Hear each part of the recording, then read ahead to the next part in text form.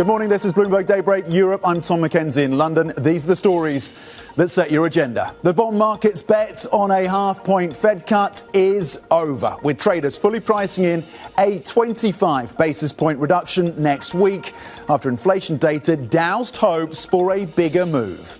But before the Fed, it's the ECB, Europe's central bank, widely expected to lower borrowing costs today, with the focus on whether Christine Lagarde offers any clues on the rate path ahead. Plus, Commerzbank prepares to defend against a possible takeover attempt from UniCredit. This after the Italian lender disclosed a 9% stake in the German bank.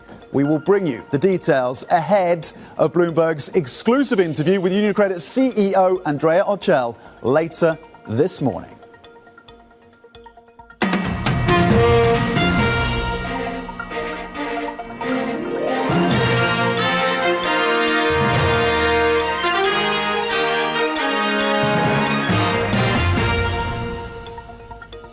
A strong session after a choppy few hours on Wall Street yesterday, with the Nasdaq ending up with gains of more than 2%. That fed into a bright session over in Asia. We'll break down the details for you on that front. But European futures, as a result, pointing higher. It was the tech rally in the US. It was Nvidia up 8%. And now European futures pointing higher by 1.3%. We build up, of course, the ECB decision, firmly expecting another cut of the cycle after the June cut, of course, from the European Central Bank. The FTSE 100 as well, looking to get a lift from a commodities pickup in the session so far. FTSE 100 futures pointing higher by 85 points. US futures on the S&P E-minis up by 0.1%, again after a strong session yesterday, despite the fact that inflation was a little stickier on the core level than some had expected. Nasdaq futures pointing higher by 0.2%, 41 points. Let's flip the board and look cross-asset then. A little bit of pressure coming through on the bond markets yesterday. Yields moved higher. Stability, though, so far in the session on the 2-year, currently 365. Euro dollar at 110. We, of course, keep an eye on the single currency as we build up to that ECB decision. Brent, $71 a barrel, with the focus on the Gulf of Mexico and a storm and hurricane there. Gold, 2,517 per troy ounce. The yellow metal up 0.2% this Thursday morning. Let's cross over to Asia right now. Avril Hong standing by for a check on the Asian markets out of Singapore. Yeah, Tom, we're seeing Asia stocks rebounding today, set for their first positive close this week, jumping by the most in about a month. And this is a tech-led rebound we're seeing. You think about that AI narrative as the likes of Nvidia talks about limited supply and really strong demand, how emotional customers are. And then you have the likes of OpenAI reportedly set for double the previous estimate on valuation at $150 billion. The AI complex in this part of the world, the chip-related stocks are the ones, the tech names, these are the ones that are leading the rebound in the region. You have the likes of the Nikkei outperforming, thanks in part also to what we're seeing on the Japanese currency. It's about to snap a 7-session losing streak. I also wanted to highlight the outlier today. The CSI 300 has paired the gains from early on in the session after reports, and traders are digesting this, that China is detaining investment bankers, taking away their passports. Can't be helpful for sentiment on the Chinese market. Flip the board. As I say, it's a tech-led rebound. I wanted to highlight some of the things that we're seeing among the chip names. Jensen Huang actually singled out TSMC, saying that it leans heavily on it for production of its own chips. And this is, of course, a company that he thinks leads the industry by a wide margin. The other supplier to Nvidia in this part of the world, SK Hynix, climbing by the most since June, July. Another company we have in focus in this part of the world today is 7&I. Of course, this is the 7-Eleven convenience store operator, which recently rejected the Canadian firm Couche-Tard's takeover proposal as saying that the valuation was too low. We reportedly have Couche-Tard reconsidering discussing a higher price, and earlier in the session we saw the shares shooting to a record high 7%, pairing some of those gains. Now flip the board again, staying in Japan. Wanted to talk you through what we're seeing in the Japanese currency. Of course, as you mentioned a short while ago, there was a bit of an impact from the core CPI out of the US, so weakness reflected there. Japan PPI numbers also weak, and then that actually left the yen with extension of some of those declines. But then we also got a reminder from a BOJ board member and saying that, they see the neutral rate at least 1%. So it looks like there could be that BOJ, more rate hiking to come. Of course, it is about the yield differentials that is at play. Tom. Yeah, that BOJ meeting, of course, next Friday. Before we get there, we get the ECB. But before we get to the ECB, let's get a check on how the bond markets have been adjusting to the CPI print out of the US. And Ava Hong with a check on the Asian markets, joining us out of Singapore. Thank you. To the bond market reaction then, flirting now, had flirted with a possible 50 basis point cut from the Federal Reserve. That has now effectively been priced out, at least for now. Markets now pricing in around 25 basis points after that core print came in a little higher than had been expected. Let's bring Christine Aquino right now from our MLive team, editor on the team, joining us around the desk in the studio. Christine, talk to us about the bond market reaction then to the inflation print out of yesterday. The focus was on core. How has the bond market adjusted? What does that mean for broader sentiment in these markets? Well, Tom, we've definitely seen a pairing of those expectations, as you say, for a 50 basis point rate cut this month from the Fed. I think there's a little bit of a case of humble pie for the bond market here, because coming into this print, they had been pricing quite a lot of rate cuts, really, not just for this month, but really for the rest of the year, right? And, you know, the bonds were trading like they were in a recession, or the U.S. economy is in a recession, which we're nowhere near, as we've seen from the combination of labor data and the inflation data yesterday. It really is more consistent with an economy that's kind of moderating, but at a manageable pace. And so I think, you know, we've seen that pairing for the 50 basis point rate cut, at least for this month. Question is whether bond markets, bond investors still expecting something of a jumbo rate cut for the rest of this year. Yeah, and whether that can unfold. So we continue to scrutinise the data, of course. The equity market reaction overnight stateside was fascinating as well. So tech doing very well, Nvidia getting a big lift. What was driving the equity market sentiment? Do we expect that to have legs in the days ahead? Well, Tom, I think it does look like the equity market is more buying into this idea that the U.S. is headed for a soft landing, right? I mean, obviously, the Nvidia-led rally very much helping that.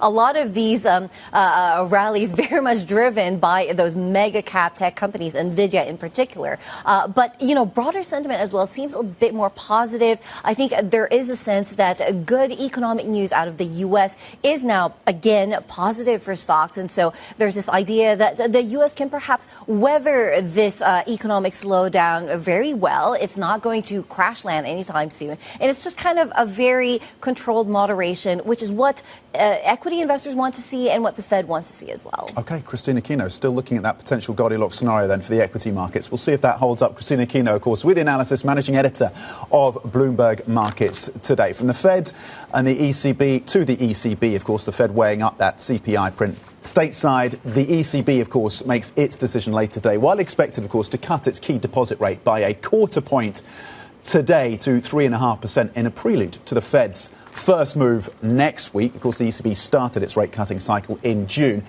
Of course, the focus will be on the path ahead as well, and any commentary on that front from Christine Lagarde, of course, who leads and heads up the ECB. Let's bring in Bloomberg's Lizzie Burden, who is standing by for us in Frankfurt for this decision with a preview. Lizzie, what should we be focused on today from this European Central Bank?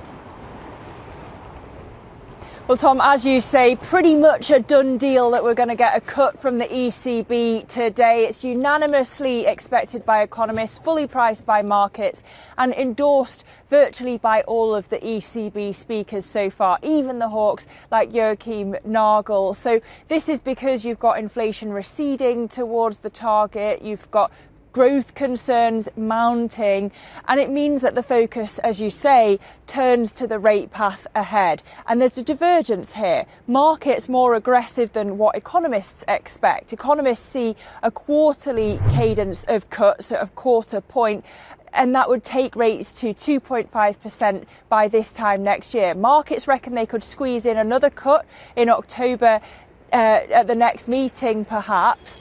But that'll be the focus of the press conference when we hear from Christine Lagarde. And Tom, I don't expect her to be giving much away. She's very burned, perhaps, by the experience of over-telegraphing that June cut. So I would expect her to stick to the language of data dependence, say that they're not pre-committing to a particular rate path. If we want clues, though, I would look to the forecasts and look at whether they actually give a haircut to the growth outlook for 2024, because some would say that would suggest that they should have got to cutting rates sooner.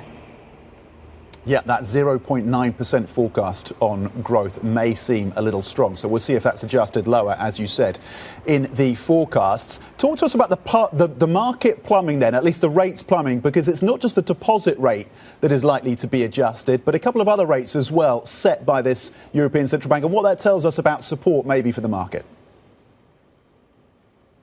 Yeah, you could see a 60 basis point trim, so not the conventional size of rate cut, but we're talking about two of the rates the price for money that's taken from banks from the ECB. Now, this goes back to the legacy of the negative interest rates era. Of course, they had to fight deflation, but also stimulate the economy. And the point is that they need to narrow the spread. This is the decision made back in March with the decision on the operational framework. And as you allude, it's not going to be something that really rocks the market, probably. It's just getting onto the plumbing, making sure that the financial system's wheels are greased so that they can continue shrinking the balance sheet smoothly. So it's a technical, interesting point, but not relevant perhaps to markets. OK, Bloomberg's Lizzie Burton in Frankfurt. Of course, we'll be following all the twists and turns of this ECB decision and the press conference with Christine Lagarde later today. Don't miss our coverage of that ECB policy decision, 1:15 p.m. UK time, and President Christine Lagarde's news conference half an hour later. Here's what else we're thinking about today then. 7 a.m. UK time on the central bank question, this time on the BOE releasing its Basel plan. So details around capital requirements. We know about the scrutiny in the US and they have adjusted their plan. Let's see what the BOE has. That detail coming through at 7 a.m. UK time today. And what has been a very volatile few weeks for the oil markets, 9 a.m. UK time, we're going to get the IEA oil report. So that will be interesting in terms of that pull around demand and production at a time, of course, where we also have to weigh up Hurricane Francine in the Gulf of Mexico and the impact on oil production there. 1:30 p.m. UK time, we're going to get a build out of the inflation picture in the US. We had CPI yesterday, of course, core coming in a little stickier. Producer prices out of the US later today to round out that picture. And, of course, which components feed in to the PCE gauge, which we know is the favoured one by the Federal Reserve. You can get a roundup of the stories you need to know to get your day going in today's edition of Daybreak. Subscribers to the terminal can go to DAYB Go. One of the top stories there is around the detention of investment bankers in China as the cool winds continue to spread across that sector in the world's second largest economy. Coming up, Nvidia CEO Jensen Huang says the chip maker is facing tensions with customers over shortages. People are getting emotional about this as the demand continues to boom. We're going to bring you his comments. This is Bloomberg.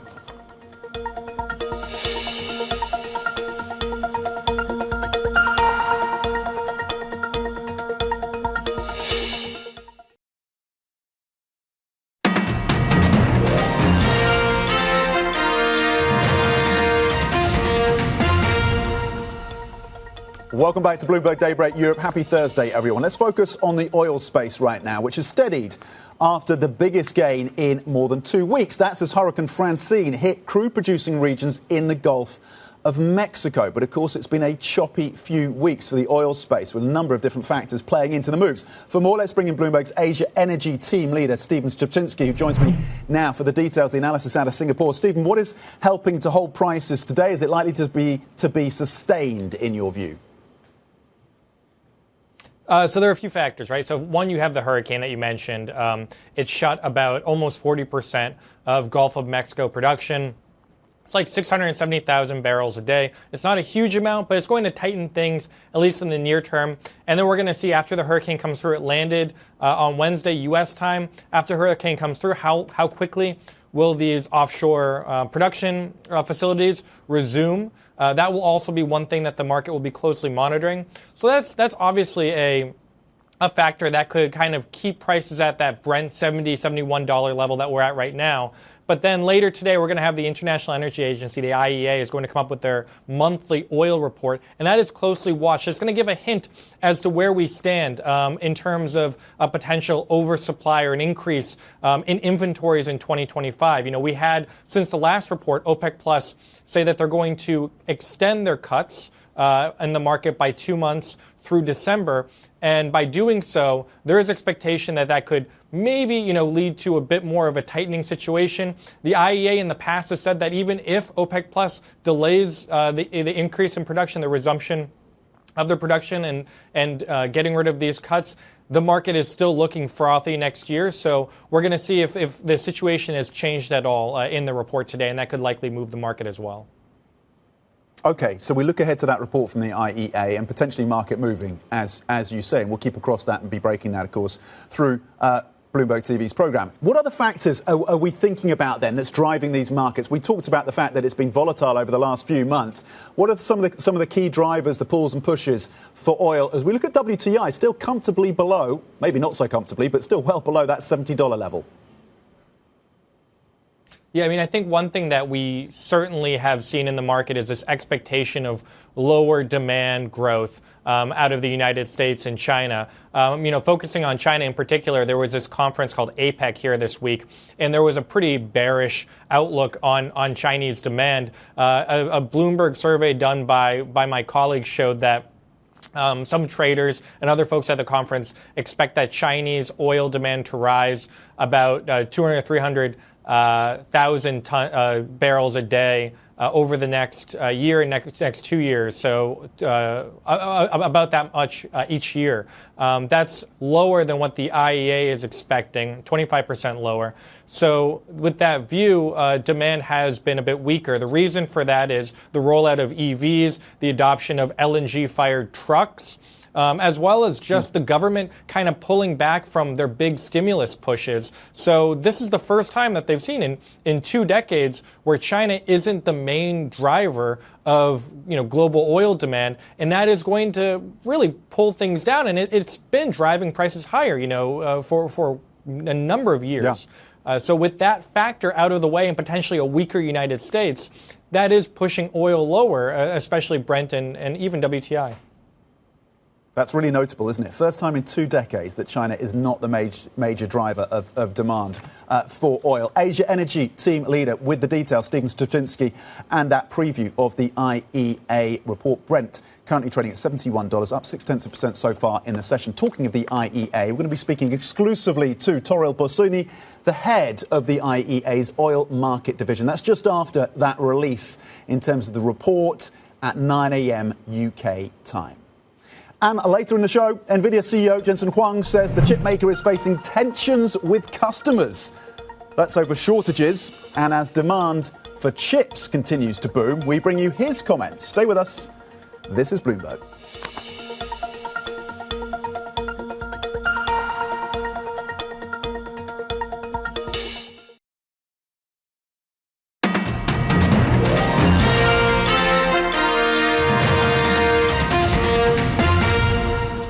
We just got overcooked on the whole AI theme. Doesn't mean it's over. We've written about this extensively. We're not believers that this is going to change productivity materially in the short term. That's a long-term story. OK, Morgan Stanley's Mike Wilson on the AI boom. One voice of many within that debate, of course. Meanwhile, Nvidia CEO Jensen Huang says the scramble for a limited amount of supply has frustrated some customers and raised tensions. Speaking at a Goldman Sachs tech conference in San Francisco, Huang said the company is experiencing strong demand for its latest generation of chips called Blackwell, but there are problems. Delivery of our components and our technology and our infrastructure and software is really emotional for people because it directly affects their revenues, it directly affects their competitiveness. And so we probably have more emotional customers today, and deservedly so. And if we could fulfill everybody's need, then the emotion would go away. But it's very emotional. It's really tense. We've got a lot of responsibility on our shoulder, and we're trying to do the best we can. OK, let's bring in our tech reporter then, Annabelle Drewler's out of Hong Kong for the analysis on this. Annabelle, we heard Jensen Huang using the word emotional, I think 4 or 5 times just in that one soundbite. What else did we hear from the CEO of Nvidia? Yeah, well, he certainly did talk a lot about the sort of more the feelings around this space, but it has been so much anxiety, because you could say that as well.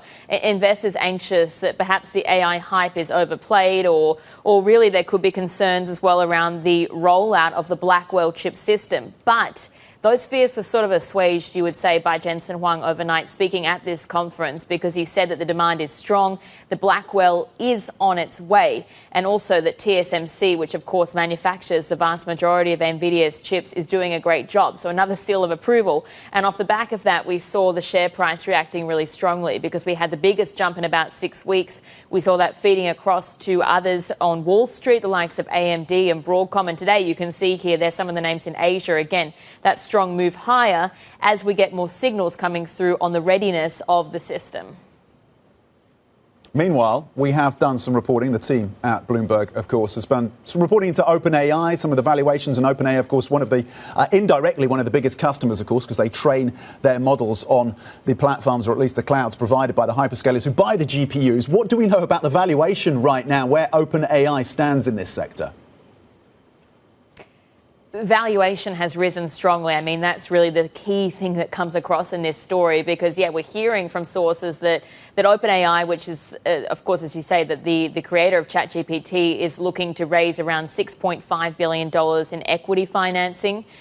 That is at a valuation of $150 billion. Now, $150 billion, it not only cements its reputational status as one of the most valuable startups in the world, but it also is a huge jump to where we were just a few months ago. You can see here $86 billion. That's what we reported back in February when they completed a different round of financing, but now at $150 billion instead. We're also hearing that they're looking to raise $5 billion from banks. Now, that would be debt financing, a revolving credit facility. Important to note because that could be perhaps the start of the walk toward an IPO, because we have seen that previously from tech giants. They have engaged banks, started to develop those relationships, all ahead of possible listing plans. OK, and that $150 billion would make it one of the most valuable companies in the world. So we talked about OpenAI, we talked about Nvidia, and the success of Nvidia to some extent has come at the cost of Intel. And that is the subject of today's big take. What are we learning about the future, if it has a future indeed, of this company, Intel? Well, Intel, as we know, it certainly missed out largely on the AI boom, and that's sort of something that's come across very strongly. We had those results just a few weeks ago, and again, in those results, we saw growth really undershooting Wall Street expectations. We saw announcements around job cuts as well. We saw that huge share price slump off the back. What it tells us, or what we heard because of those results, or given those results, was that they were considering some very serious sorts of possibilities to try and continue to turn the company around. I mean, that's been the mission of CEO Pat Gelsinger, but things like perhaps even splitting off the foundry business, listing it, scaling back multi-billion-dollar factory projects, selling off different subsidiaries, even splitting Intel's core operations as well. So all sorts of quite extreme, or some of them quite extreme scenarios are going to be presented to the board. We understand that they're meeting this coming week, starting Tuesday for 3 days. So again, really going to be listening. What do we get out of it? And again, as you say, what is Intel's future in this space? OK, great roundup of some key tech stories for us today. Tech reporter Annabelle Drulers on Nvidia, Intel, and of course the valuation of OpenAI, $150 billion on some measures. Coming up, Commerzbank prepares to defend against a possible takeover attempt from UniCredit. We're going to bring you the latest next. Stay with us. This is Bloomberg.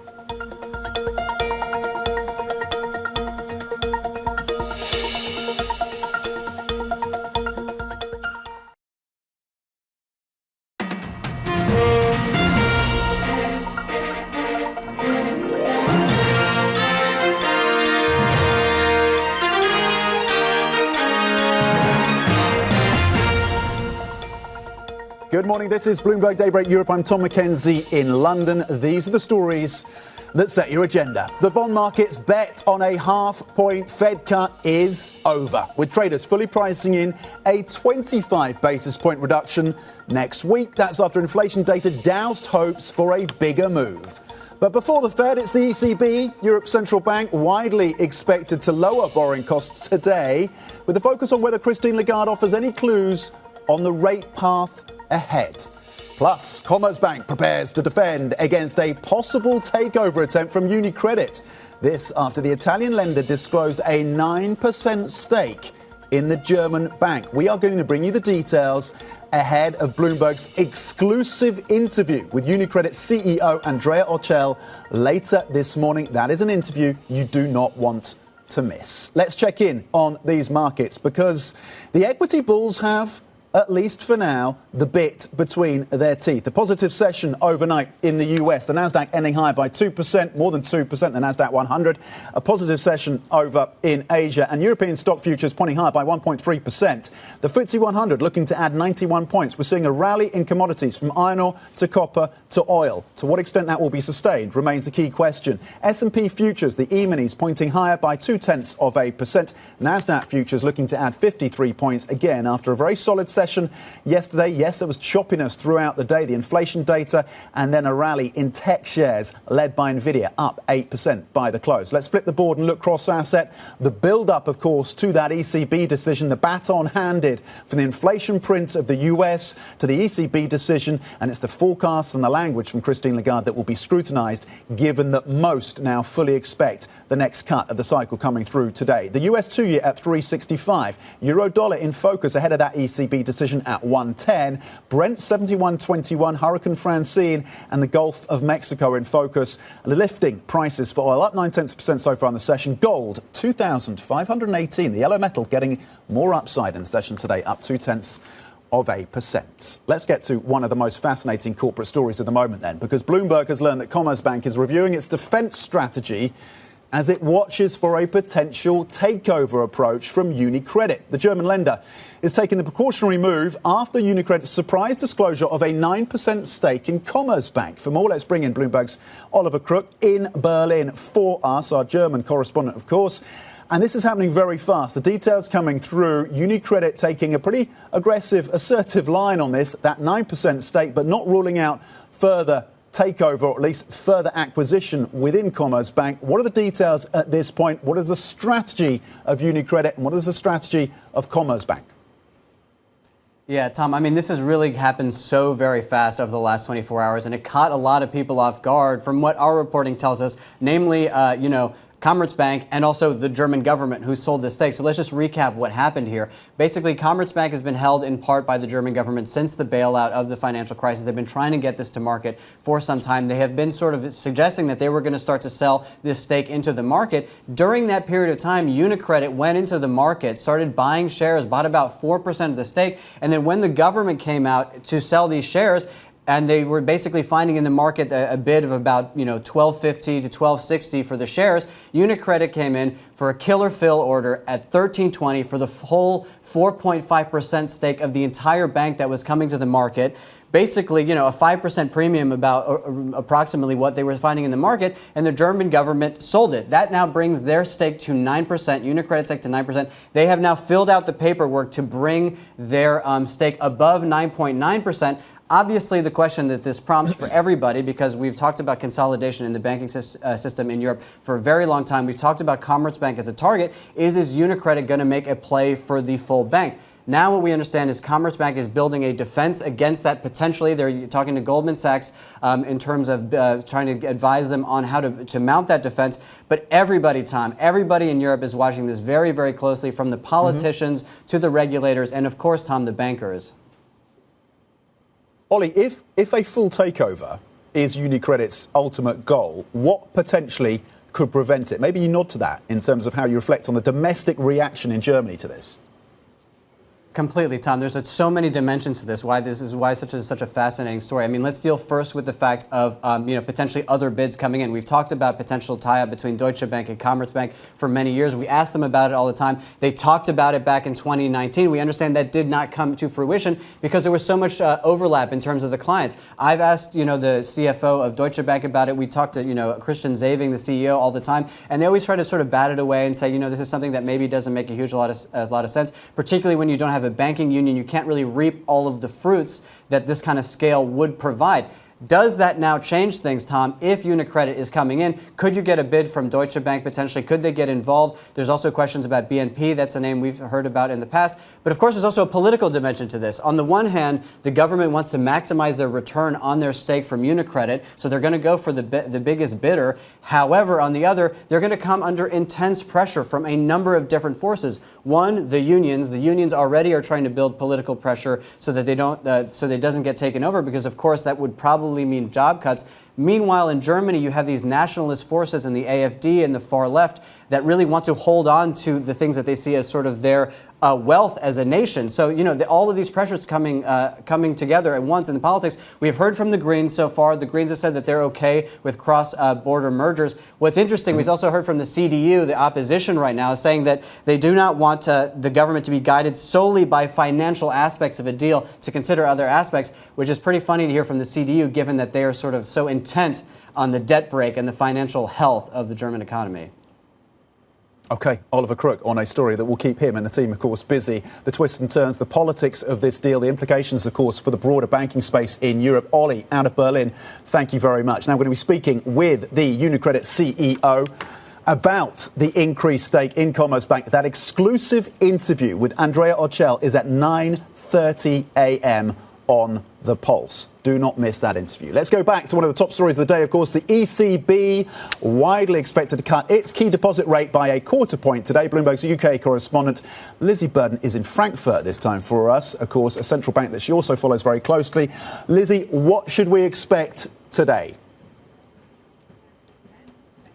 Well, Tom, a quarter point cut from the ECB is fully priced by markets, unanimously expected by economists, and it's been endorsed by the range of ECB speakers across the spectrum, including some of the hawks as well. And that's because we've had the busy summer of data that Christine Lagarde told us to wait for. You've got inflation receding back towards the target at the headline and core levels, if not at the services level, but perhaps that's attributable to the Paris Olympics. You've also had this key measure of wage growth easing in the second quarter, and you've got concerns about the growth outlook mounting as well. So it all points towards a cut today, and therefore the focus will be on the rate path ahead. Now, there is a divergence between what markets and economists expect. Economists see a quarterly pace of quarter point cuts here on out, another one in December, and then each quarter to the September 2025 meeting when they'd see them resting at 2.5%. But markets, on the other hand, see a more aggressive pace, with an October cut potentially squeezed in and rates hitting 2.25% by mid-2025. In any case, today, I would not expect Christine Lagarde to give much away. I'd expect her to stick to the language of data dependence, not pre-committing to a particular rate path. And that is partly because she's been burned by the experience of over-telegraphing that June cut, but also because of the divergence on the governing council, not just about the risks to the inflation outlook, but also where the neutral rate is, the point at which monetary policy stops constraining the growth outlook. And there's this range of views from 2% to 3%. We've heard from ECB policymakers that as they get towards that neutral rate, it's going to get more difficult to make policy. But it's not to say that in the near term, policy making will be any easier. OK, Bloomberg's Lizzie Burden on the ground for us outside, of course, the ECB in Frankfurt. And don't miss our coverage of that ECB policy decision, 1:15 p.m. UK time, and President Christine Lagarde's news conference. That is half an hour later. Lizzie covering all of this for us. And as we focus on that ECB rate decision, the state, of course, of Europe's economies will be in the spotlight, particularly the big two, Germany and France. We've been talking about the fact that the forecasts so far for the ECB are of growth of 0.9% this year. Will they adjust that lower? And to what extent will Germany and France play a role in that? Let's get more details now and bring in Bloomberg's Jana Randau, who is also in Frankfurt for us with an eye firmly and a finger firmly on the health of this Eurozone economy, of course. Jando, talk to us about the challenges facing Germany in particular. Is that where the spotlight should be? The old adage that's been revised, at least in the last 12 months or so, of the sick man of Europe. There's been pushback at that from a political level and a corporate level. Is Germany now facing that challenge that is central to this Eurozone? Absolutely. I mean, Germany is the biggest economy. It's about a quarter of the size of the Eurozone economy, of Eurozone GDP. And from where I'm sitting, it really isn't looking great. We saw Volkswagen cutting job guarantees, in a sign that really the car industry is struggling. Manufacturing as such has been, of course, in a slump for months now, and with very little indication that things are getting better. The expected recovery in private spending that we've been waiting for a very long time, that may not pan out if that uncertainty keeps around, if the labor market comes under pressure. And of course, we have to talk about political uncertainty. We are just coming out of two very important state elections in the east part of the country. And there, of course, we've seen surging support for right-wing extremist parties. If there wasn't any pressure on the national government before, there is now, and we're seeing that in everything that's coming out of Berlin. So political uncertainty, people don't quite know where the country is headed. A lot of problems to fix. We've been talking about all of them structural, of course. Too much bureaucracy, too much investment in digitization, in climate change technologies. So it's coming from all sides for Germany at the moment. Yeah, okay. I mean, look, this is a movie we've seen before, which is the swing, the pendulum swing back to the ECB to play that saviour role as we look ahead for that cut again today. Is that the right way to frame it, Jana, or is there a fiscal impulse that could come through, either from France or Germany, or the periphery nations? Italy, Spain seem to be faring slightly better. No, I don't think Germany's problems are cyclical. They're truly structural. The car manufacturing struggling with the transition to EVs.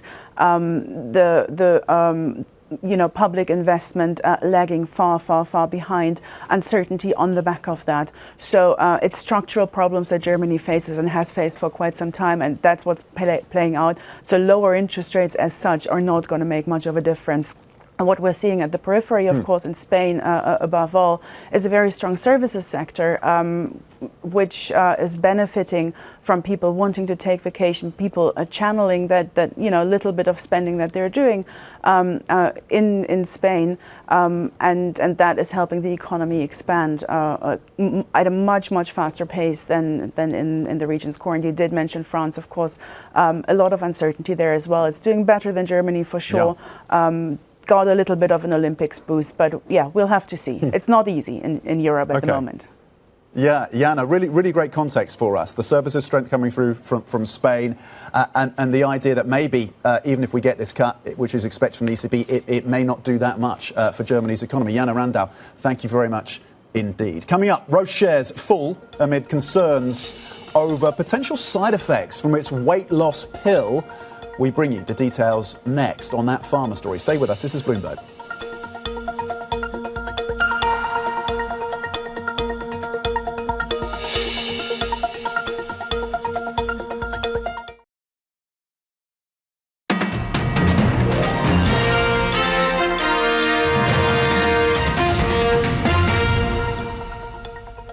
Now, US traded shares of Roche tumbled after a small study found that the company's closely watched experimental obesity pill was tied to side effects, including nausea and vomiting. The results raise questions, of course, about whether the novel medicine can really compete with the next generation of weight loss drugs. Let's bring in Sam Fazeli then from our Bloomberg intelligence team with the analysis. Sam, how did the drug fare then in these trials, and how does it set Roche up for the future on this front?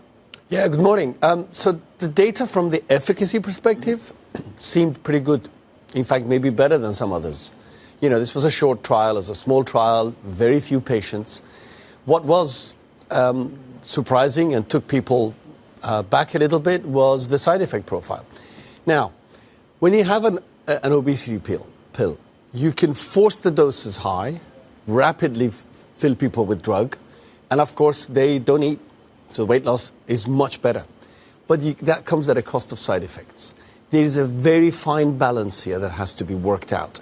And that's the operative phrase. It has to be worked out. You can't just run around and say, I've got a phase 1, everything worked out, great, we'll go to phase 3. Which, of course, they're not. They're going to phase 2 next year. But side effect profile wasn't good, and it wasn't just vomiting and nausea. Okay, the efficacy was good, but then you had the side effects. The stock sold off. Is that the key factor behind this? Were investors right to overlook the efficacy part of this? Talk to us about the stock reaction. Yeah, but so remember that the efficacy is associated with how much drug you get into people. You get too much drug into people too fast, you get the side effect profile, which is what they've got. But there's a couple of other things too with this drug. There were some signs that heart rate was increasing quite meaningfully, 15 bips per minute, which is, for a person who sits at around 65 usually, there's quite a big jump. It's not a major problem, but they need to figure that out. And also there were some increases in liver enzymes that you never want to see with a small molecule drug. So these are things that have to be worked out. You can't rush it. And that's what we said right at the time when the share price went in the other direction on such a tiny trial. And I still can't figure out why a company like Roche, of that size, pharma companies don't usually advertise phase 1 trials. So we're still a bit, sitting back thinking, why do you do that? Okay, very interesting. Sam Fazeli with the context in terms of how Roche is trying to build out this pill, of course, in the obesity space. Expected to go, as Sam said, to phase 2. Did you say phase 2 phase 2 next year? And then some expectations that maybe from some analysts out there that maybe they won't be able to get this pill onto the market until potentially 2030. Sam Fazeli then from Bloomberg Intelligence on a space, of course, that is crucial for investors in terms of the weight loss drug story and how that is evolving. Now to some other stories making news this Thursday. The debate between Kamala Harris and Donald Trump attracted an audience of more than 67 million US viewers on major TV networks, beating numbers for June's showdown between Trump and President Biden. Meanwhile, Trump says he is not inclined to have another debate with Vice President Harris, but left the door open to a potential second contest if it's hosted by either NBC or Fox News. Dealmakers in China are finding themselves in the crosshairs of the authorities. Bloomberg has learned at least 3 top investment bankers from different securities firms have been detained since August. Some state-backed brokerages are said to have asked staff to hand in passports and seek permission for travel. According to sources, some employees were told regulators are scrutinizing IPOs and other capital-raising activities. The US and the UK are signalling they are open to Ukraine's request to use Western-provided weapons to strike deeper into Russia. The two countries' top diplomats, Antony Blinken and David Lammy, discussed the request with President Zelensky during a joint visit to Ukraine. Washington has so far opposed such a move, citing concerns it might deepen the conflict. There's plenty more coming up. Stay with us. This is Bloomberg.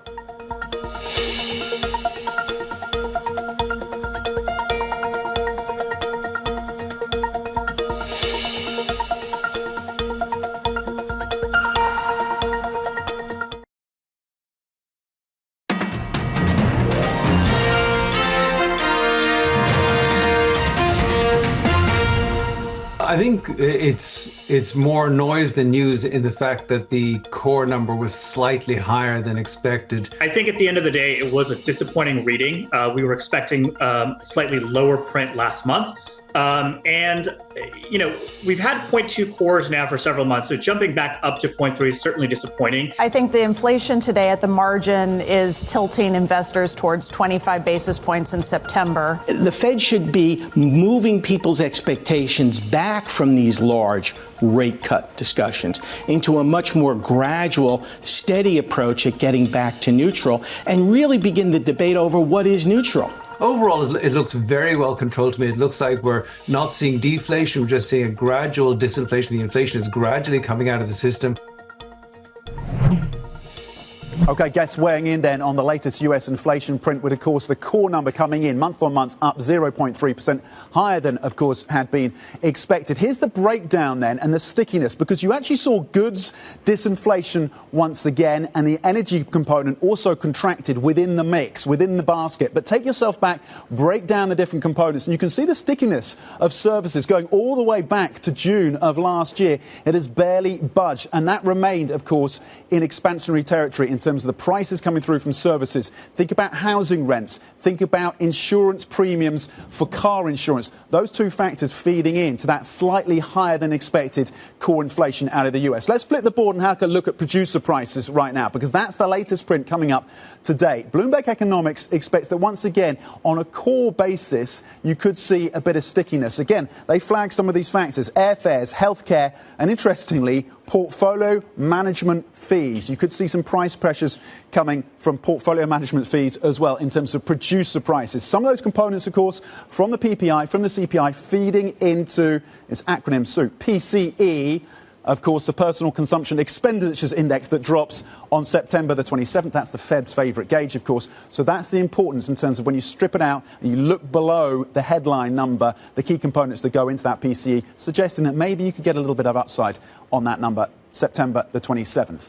Before, of course, we get on to the Fed's decision, which drops next week, we have the ECB. They are deciding today. Let's flip the board and have a look at how things are shaping up for the European Central Bank. Firmly expected, of course, to come through with their second cut of the cycle. They cut in June. They're expected to cut, of course, again today. The inflation trajectory, the latest print, 2.2%, as you can see, on a headline basis for the month of August. Bloomberg Economics actually sees that coming down to the 2% target for the ECB by the end of the year. But you still need to focus on wage growth out of the Eurozone and services as well. Bloomberg Economics sees a cut today, a skip in October, and a cut again in December. So setting you up in terms of what to think about with the forecast coming through from the ECB and, of course, the language. Christine Lagarde, will she give any sense of guidance? Don't miss, of course, our coverage of that ECB policy decision. That's at 1:15 p.m.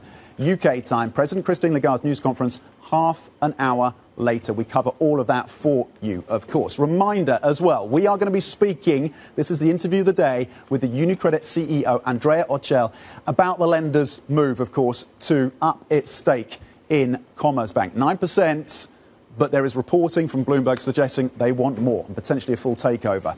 That exclusive interview at 9:30 on The Pulse. The opening trade, of course, is up next, and the equity bulls, at least for now, have their bit between the teeth. Equity futures, European futures, pointing higher by 1.4% after a decent session over in Asia. The Nasdaq and tech lifting the gains, of course, a choppy session on Wall Street, but ultimately the Nasdaq 100 ending up by more than 2%. The opening trade is going to set you up perfectly, of course, for the trading session, 8 a.m. UK time. The build-up starts in the next few seconds. Stay with us. The opening trade is next. This is Bloomberg.